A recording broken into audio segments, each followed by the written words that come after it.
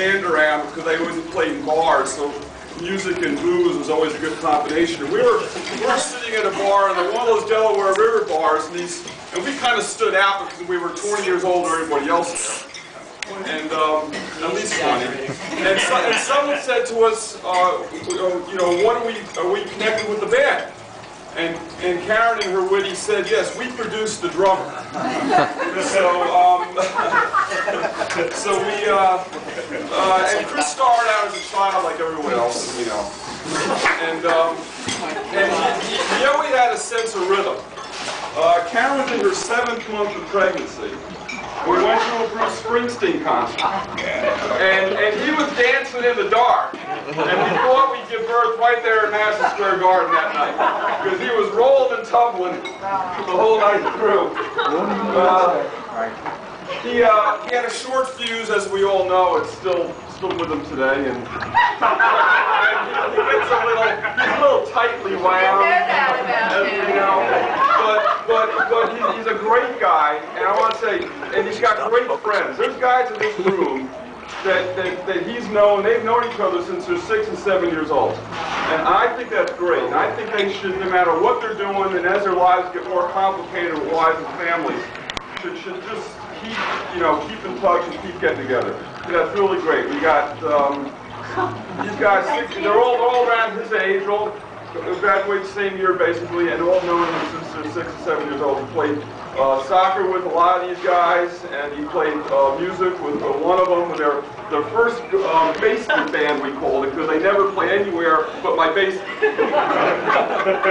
So we had a lot of nice, cute groupies. But I tell you, it's really cool having, and this is for me a big thing, because it's my first child getting married, and I started telling people about that. I'm thinking, you know, this is really special because you have the religious events and the high school and the school graduations, but this is really more special because you know that you've raised your child to become a good person, to then have someone fall in love with them and want to spend the rest of their lives with them. And I think that makes this really much cooler than all those other things, which is more group activities and things like that. So we're really happy to have a new Mrs. Monti in the family. We haven't had one since 1977 when I got married, and we had the first Mrs. Monti of my generation. My sister-in-law Susan here, 1975. My brother was so overwhelmed with love, he got married at the age of 21. 20. Unbelievable.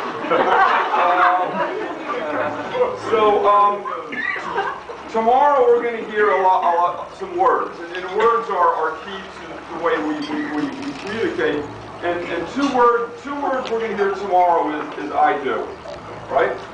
But there's 5 other very important words, and 3 of those are I love you. You guys got to say that all the time to each other. But the 2 most important words for you, Chris, yes, dear.